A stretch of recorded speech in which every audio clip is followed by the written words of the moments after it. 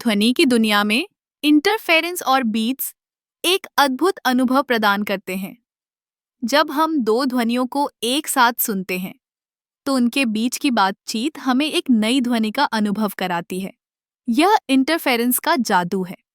Interference तब होती है जब दो या दो से अधिक तरंगें एक साथ मिलती हैं। अगर ये तरंगें एक दूसरे के साथ सही समय पर मिलती हैं तो वे एक दूसरे को बढ़ाती हैं, जिसे हम कंस्ट्रक्टिव इंटरफेरेंस कहते हैं। इसका मतलब है ध्वनि की तीव्रता बढ़ जाती है।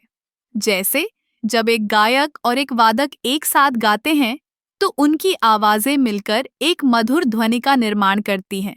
लेकिन जब ये तरंगें एक दूसरे के विपरीत समय पर मिलती हैं तो हम डिस्ट्रक्टिव इंटरफेरेंस का अनुभव करते हैं। इस स्थिति में एक तरंग की ऊंचाई दूसरी तरंग की गहराई को खत्म कर देती है। परिणाम स्वरूप ध्वनि की तीव्रता कम हो जाती है। यह तब होता है जब हम दो समान ध्वनियों को सुनते हैं लेकिन उनकी फेज अलग होती है। अब बीट्स की बात करें। बीट्स तब उत्पन्न होती हैं जब दो ध्वनियां जो थोड़ी अलग आवृत्तियों पर होती हैं एक साथ मिलती हैं। जब ये ध्वनियां एक साथ आती हैं तो हमें एक ध्वनि की लय सुनाई देती है जो समय समय पर तेज और धीमी होती है। इसे हम बीट्स कहते हैं। उदाहरण के लिए, अगर एक ध्वनि 40 हर्ट्ज पर है और दूसरी 40 हर्ट्ज पर, तो हमें हर सेकंड में 2 बीट्स सुनाई देंगे। बीट्स का अनुभव संगीत में बहुत महत्वपूर्ण होता है। यह हमें एक ताल और लय का एहसास कराता है। जब हम गाना सुनते हैं तो बीट्स हमें नृत्य करने के लिए प्रेरित करती हैं।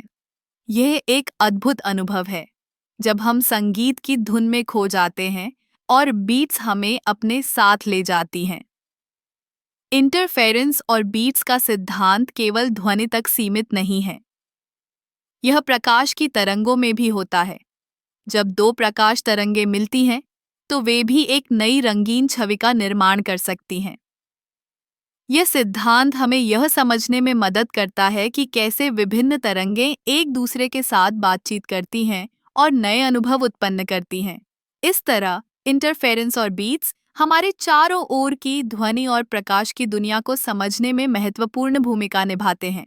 ये सिद्धांत न केवल विज्ञान में बल्कि कला और संगीत में भी गहराई से जुड़े हुए हैं। जब हम इनका अनुभव करते हैं तो हम वास्तव में प्रकृति के जादू का अनुभव कर रहे होते हैं।